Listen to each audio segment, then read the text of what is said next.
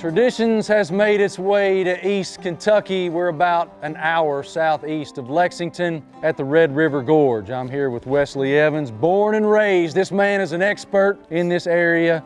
First of all, thank you for your time, brother. Thank you guys it's a pleasure for to meet you. It's awesome to be here. As y'all can see, we're at a mine and we're gonna shortly go on a little trek through that mine. It's gonna blow your mind. What are we gonna do here shortly when you take me in there? We're going a little 45, 50-minute paddle to a really cool mine. You guys are gonna see a whole lot of stuff and it should be a whole lot of fun. What should I expect that we might see? Stalactites and stalagmites? Maybe a few stalactites, maybe a few really, really big rainbow trout.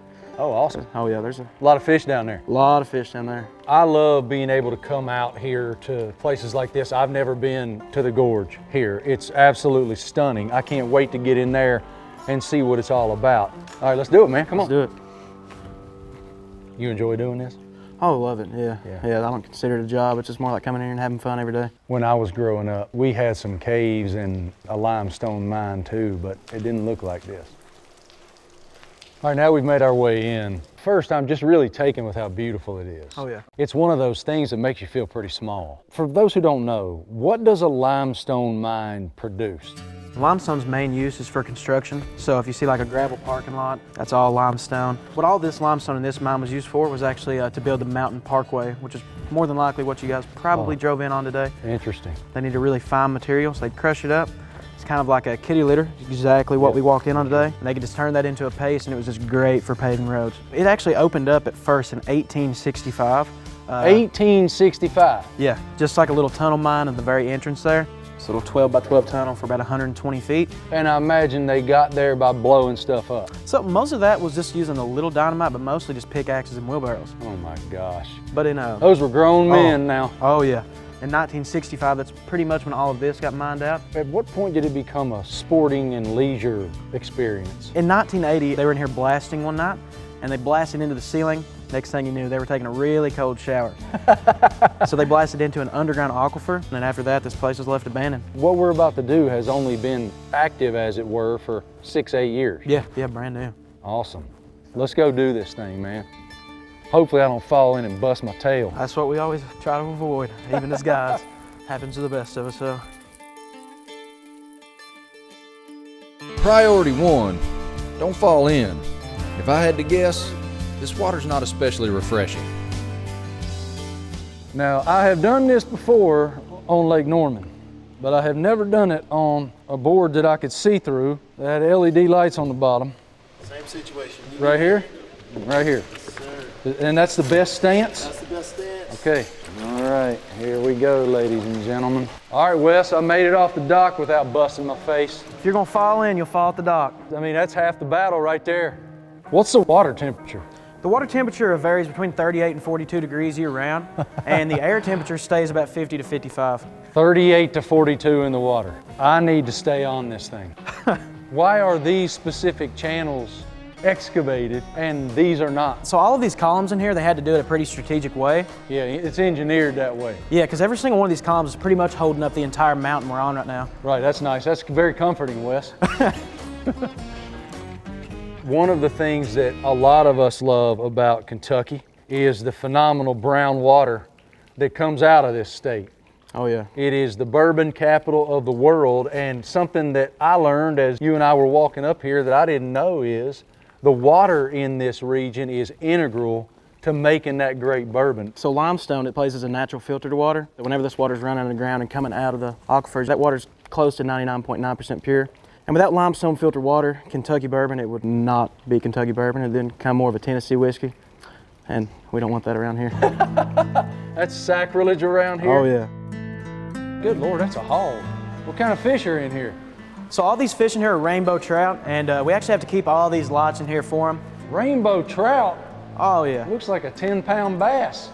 Yeah, some people think they actually made the Jaws movie about the fish we have down here. Look at them all. So we have right around 400 in here right now. The biggest one we've actually pulled out of here was upwards of almost 35 pounds. 35-pound trout? Yeah. The reason they do get so big in here is just because they live a very stress-free life. You know, they don't have any predators in here. We're feeding them constantly. They don't ever have to hunt for food. And they don't even spawn in here just because nothing ever changes. It's pretty much making them living like a giant retirement home for rainbow trout, which is just a perfect place for them. What role does paddleboarding in their habitat play in how big they are too? All these springs and us paddling is actually what helps keep these fish alive. There would be no oxygen in the water because this water stays completely flat. Without people coming through here and without those springs running, those fish would not survive. So the water we're in comes from the running water upstairs? Yes. All from those little falls that come in? How long did it take to fill this up? About 30 years. 30 years to get this water here. Oh yeah. I noticed too, as we made our way around, the different layers here on the walls. Yeah. What are those layers? So limestone's a super old rock, anywhere from like 300 to 400 million years old. It's a little 400 million? Middle age, you know. All of this limestone about 400 million years ago was just the bottom of a very shallow ocean. It's not very uncommon that we'll come in here, pull off a little chunk of it, and we'll find some little seashell fossils, crustaceans, stuff like that. That is really Oh yeah, it's super cool. Ocean in Kentucky, son. Yeah, it's crazy to think about. If you guys came for your tropical vacation, probably missed it by just a few years. Yeah, we definitely miss the sun and the sand out here in Kentucky. What are all these boulders? This is actually what the miners would call a stockpile. They'd pretty much pile up a bunch of these boulders and wait for the prices of limestone to go way up, and they would make a whole lot more money on it. It's pretty much their version of a Little Caesars hot and ready pizza. Whenever somebody needed it, they already had these ready to go. That's Hot and ready, huh? hot and ready. Old Wesley's full of one-liners, and if he ever wants to give up guiding, I'm sure there's an open mic night somewhere. This room right here is the most dangerous room in the mine, or at least was whenever the miners were down here. It's called the berm room. The reason it's so dangerous is because it's filled with that gray colored rock you guys can see right up there. It's called shale rock. Shale rock was pretty much a miner's worst nightmare because it was so brittle it couldn't even support its own body weight most of the times. So if you guys look right back in there, you're gonna see a massive shale cave-in. Oh yeah. That's why they took all of these big boulders you can see right here and kind of blocked off entrance to this room. But whenever it was in the columns, like you can see right over there, they would take those big long drill bits, drill it right into that, and it would hold it into place and stop it from collapsing. Oh, so they're basically creating structure to keep it up. Yeah. Wow. Yeah. So that's actually a drill bit that they left here all those Yeah. years ago that they used as a structure mechanism so it didn't fall on top of them. Yep. Still holding it in there to this day. And they just left it. Yep. Just left it. It's really, really cool back here. Oh yeah. It's such a beautiful reminder that getting away from everything, Yeah. I mean, it's just therapy It is. to be out here and immersed in this and checking all this out. It's fun. It is. Yeah. I really enjoyed being in that mine. Fascinating. We're, what, a mile and a half down the road now, standing in front of this gorgeous creek bed. And it looks like home, man. I grew up in Southwest Virginia. I grew up in Appalachia, and this is exactly what it looks like. So I know that there is a lot of great outdoors activity. There's kayaking on rivers. There's all kinds of fishing, hunting.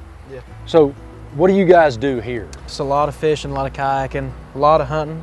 And here in the Red River Gorge, I mean, it's just world famous rock climbing. People will drive across the country, from out of country, just to come here and do some rock climbing for a week. It's amazing here. It really is amazing here. And it's funny, when I grew up in this environment, all I wanted to do was get out. Yeah. I wanted to grow, I wanted to go and do and be fantastic things. Yeah. And I was really fearless in the chase Yeah. of that. But now all I want to do is get back here and hear that. Exactly. Exactly. I hope you brought some fishing rods, because I got some in the car. let's go, let's get them. Cool. I never thought I'd be in a washed out mine in Kentucky, on a clear paddleboard with LED lights around it, in pitch black dark, in frigid water, with a comedian, but I did. That's the beauty of the outdoors, if you can call being underground outdoors, of course.